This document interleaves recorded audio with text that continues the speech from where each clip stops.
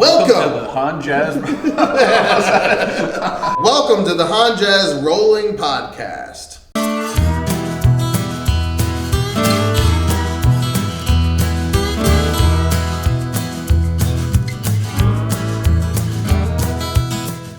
We're calling it the Rolling Podcast because we bought this 53-foot tractor trailer at an auction, Yellow Freight Equipment auction, and we figured, what are we going to do with it? So we did a little decorating. Yeah, a lot of eclectic. If you look at the sides there, you'll see some eclectic old signs. Yeah, and you'll probably be seeing more and more of those. Yeah, we'll be working on the set as we go. It's a little bit of a work in progress, but so far we've got 7-Up sign from the 1930s. Got some old painting that I found in the trash. And this is a mobile sign. Who would waste this? You guys can't see this, but who would waste this beautiful painting? Yeah, it only says Oval right now, but or Lobel. Yeah. For those of you who don't know me, I'm John. I started this YouTube channel in 2007, and I've been just making videos with my friends. And so this is a new evolution of that. I partnered with my friend Nick here, and we decided we're going to do some car reviews. Yeah, absolutely. We're going to have some fun here. Yeah. Ready? Oh, it's got a shift like. Oh, that's.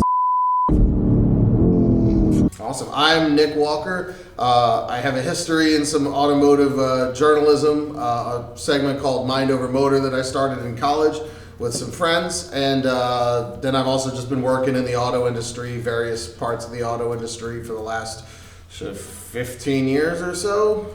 Wow, we're feeling old now.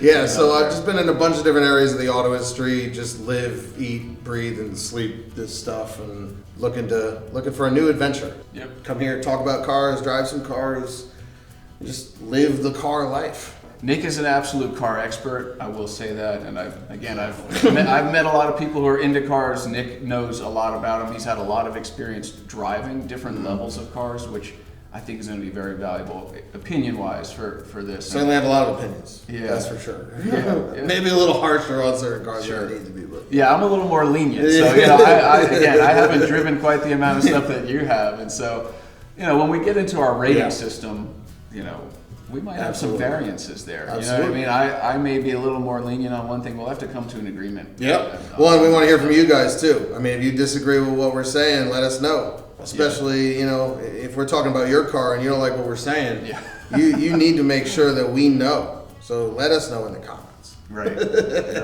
Yeah. Glad we can make this happen, because I was looking for the next thing, and then we just got to we were going to all the same events and stuff, and we got to talk, and it's like, okay, let's do this. Right. Yeah. So it's an interesting evolution. Speaking of events, we were just recently at the IMPA Spring Break 2025. Which is basically, it's a press event where a bunch of different OEM manufacturers, they bring in cars for people like us to test out.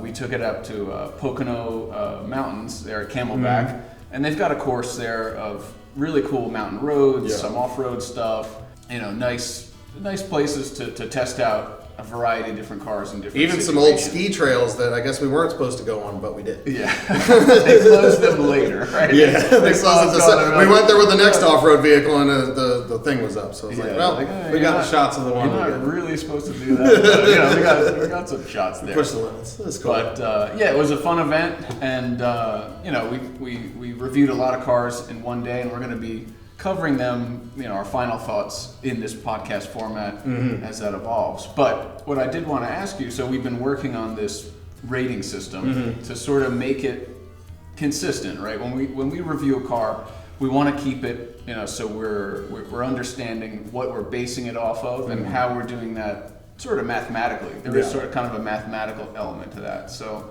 maybe you can give me a rundown on your thoughts on that. Okay, so here's this video is going to serve as a reference for how our rating system works. For anytime people ask us, we're going to send them a link to this video, so we're going to break it down for you guys here. Starting by where this comes from, a lot of people I find ask about, I need this type of car, but I like cars. I want something that looks good or sounds good or really is fun, but I need an SUV or something like that, right? Yeah. So people want something interesting, even if they have to go with something that may be more mundane, or they're looking for something interesting and they just want to know, which sports cars are the most interesting. And so, we're sort of taking an approach looking at how much fun a car is, not on any, numbers level of how fast it is or anything like that, but really how much it excites your senses, as well as how much it performs its intended function,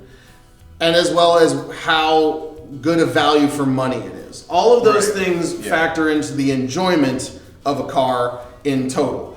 So it's going to be 5 separate areas of discussion. 2 of which are related to function. One is how well does it perform its intended function, right? So if it's an SUV, we're looking at it as an SUV. If it's a sports car, we're looking at it as a sports car. That's going to set the basis for the whole score. We're not trying to compare apples and oranges here. We're not comparing the handling of a Raptor to a GT3, right? We're comparing a handling of a Raptor to other similar trucks and a GT3 to other similar sports cars, things like that. So that'll set the tone for everything in the context. The second one is the value for money. And again, that's related to, what else is available, is this worth spending money on, right? Right. Or are there really better things you could buy, or is it like a waste of money? Sometimes you might wind up with that too. Yeah, and we'll keep it honest with you. Yeah, you know what we're I mean? trying to be really, our goal is to be as honest and straightforward as we can with these car reviews. So, that's really important to us. Yeah.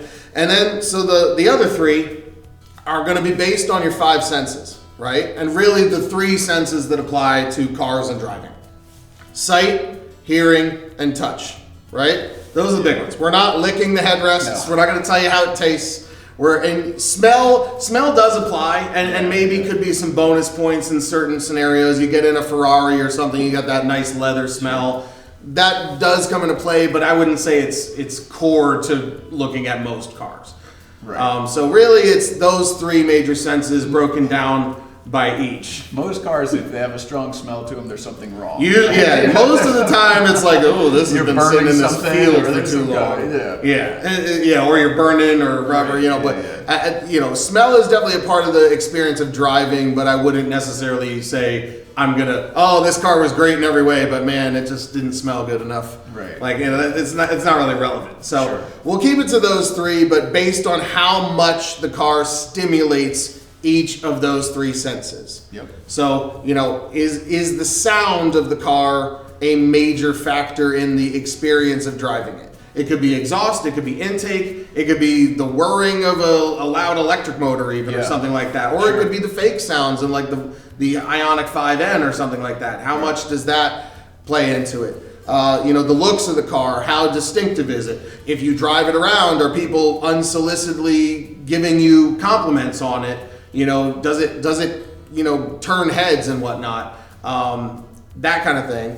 Does it look boring or does it look good? And obviously there's some subjectivity, but we're trying to at least put an objective basis on subjective opinions. And then in terms of touch is one of those things. It's not just like, ooh, how the leather feels. It's how, the feedback you get from the car, the handling characteristics, the way it connects with you and you as the driver and the road. That aspect is all the feel of driving. And that's, kind of more what we're talking about than, the steering wheel is smooth. Exactly. It's not really about that. It's about the way the car drives from a tactile standpoint, and how involved you are. So yes, manual cars that require physical involvement to operate, it's going to be way easier to get a full score in a car like that than in something that's like paddle shift or, but not that those can't get it either. They just have to be really engaging in other areas. So, it's all about the driving involvement and the driving engagement in that part of the score. Each of these 5 areas is going to be scored 0 through 5. And so for the total score is going to be up to 25 points. And then we're going to reduce the final score to a out of 5 rating, just for a nice clean, for 5 stars. 5 stars, that type of thing. Yeah. But it's going to be like the real points is a 25-point scale, and then after the base score, and the base score is going to be based on the most boring version of the car in, you know, the most mundane color, Right. with, you know, an automatic if there's an option, you know, the most boring version of the car, and then in the second part we're going to add in, oh, it'll be +3 for a manual transmission, or +1 because it's orange or something like that. Like things that make it more fun will get added in on top of the base score. We're not going to go over 25, and you know, nothing's going to get over 100%. Even though some things might deserve it, right? If it's like a GT3 RS and it's a manual and it's, you know, orange with stripes, it's like, okay, maybe that would get like a 6, but we're not going to go above 100%. The net is a 5 out of 5 is a really fun, enjoyable car that does what it's supposed to do really well and is a good value for money. That's the goal here. Sure. So the other thing is how they compare.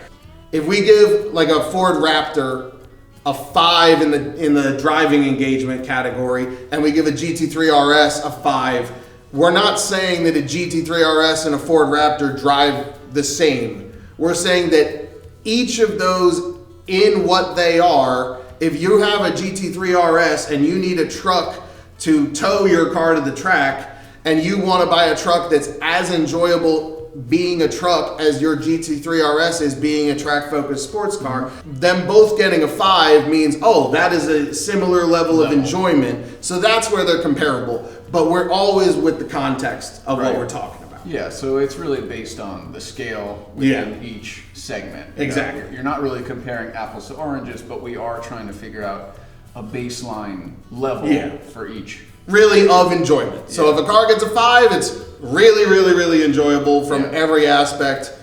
Great car to buy. Now, I guess the other thing we're going to talk about is just because a car gets a 2 doesn't necessarily mean that it's a bad car. Right. You have something like a Prius, right? Like take not the current one, but any previous gen Prius. Those cars are great value for money, and they, you know, they're cheap. They do what they're supposed to do. They do what they're supposed to do, but they're not fun in any way. Right. And they're also not trying to be. The purpose of a car like that isn't trying to be fun and entertaining. Yeah. So that car gets 100% of the score that it's trying to get, but at the same time, like, you know, I wouldn't recommend a Prius like that to somebody who's looking for a fun car. Yeah, not for an enthusiast. Yeah. So, you know, it just depends on the buyer segment. So it's like, you know, just, again, the score takes, you have to look at the context of the car for the score to make sense. It's not just a blanket thing. Now, going into the scores, the functional side, the function and the value for money side, those are absolute scales. So a score of 5 in either of those is really good, and a score of 0 is really bad. When we get into the sensory stuff, we're only grading what's good. So we're going to give a 0 score to anything that is average or less. So if we're talking about your report card at school, an F, a D, and a C, all the way up to a C+, that's a 0 on this scale. It's not even going to register on the scale if it does nothing, you know, that is really good in terms of stimulating your senses. Right. So a 1 is like a B-, a 2 is like a B, a 3 is like an A-, and a 4 is like an A, and a 5 is an A+. So this is a scale of excellence per se on the sensory aspects of this. So I guess what that means is similar to that Lexus we drove. Not really the GX550, not really a car trying to be fun, but when we got on the gas, they piped some real intake noise into the cabin, and it made it a more special experience than it would have been if it hadn't. Now we're not going to give that a 5, but that's going to get like maybe a 1, and it just shows that registers that there's something a little extra about this car that's there for the sake of enjoyment. If that kind of makes sense. That makes sense to me. So yes, and then again, so it's like, you know, we'll rate it in the boring spec, and then if it's, you know, a cool spec or something like that, we'll give it the extra merit or demerit points. There can be some other subjective things like, you know, my Charger, everybody wants to steal it. Maybe that gets a demerit point, right? Points for that. You might lose a point or two for that. So because, you know, again, from the enjoyment factor, awesome car, hard to take places. Right. You know, you got to really be careful where you drive it, and you know, you got to that does detract from the enjoyment of the car a little bit. Sure, it's in your head. It's a real factor. So I think we have to compare those, and again, those will be entirely subjective, and but I think they'll factor into the scores. Lastly, this also kind of covers the desire for people to modify their cars.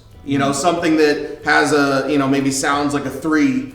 If you throw an exhaust system on that'll take it up to a 4 or 5, and you're increasing your sensory experience by doing that. You throw some wheels on it, you're increasing the way it looks. Yeah. You're making it turn more heads. These are all real factors, and I mean, it's things that as enthusiasts we all feel the need to customize our cars and all of that, and this scale accounts for that. So every car is going to get.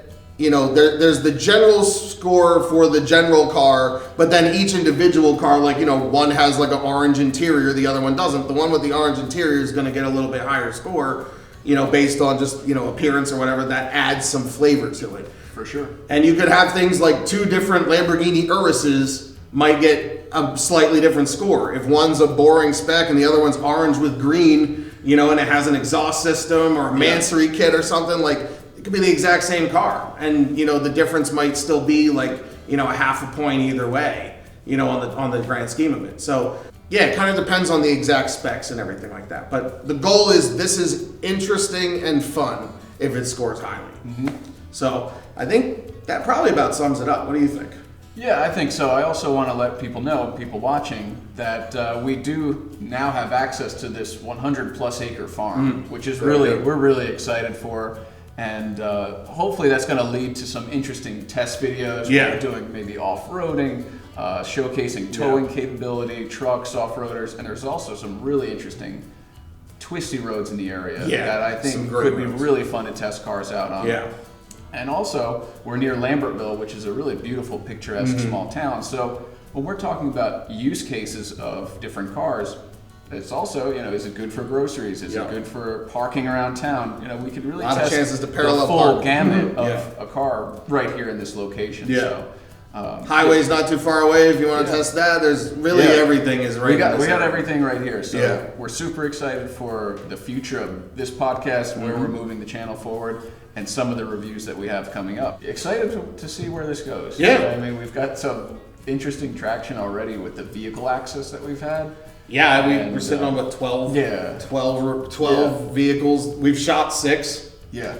And we have 6 more readily available that we can do videos on. Yeah, exactly. What is that shit? Some kind of nice creepy ass bug. Yeah. I think it's a firefly, actually. Never mind. It's just crawling around all. I've never seen one in the daytime. It's crawling around very aggressively like a wasp, but I don't think it's a wasp. Not a wasp. We'll have to get a big fly swatter in here. Yeah, or like one of those like mosquito things or whatever. We'll have to figure it out. That'd be kind of hilarious. Yeah. Just like So first video we have coming up is with the M5 Touring, which we were super excited. We're one of the first people in America to drive. We're pretty shocked when that showed up on the list. And we're like, oh, we get to try that out? Okay. Ridiculous car. We'll be sharing our full thoughts on it in the next video. Absolutely.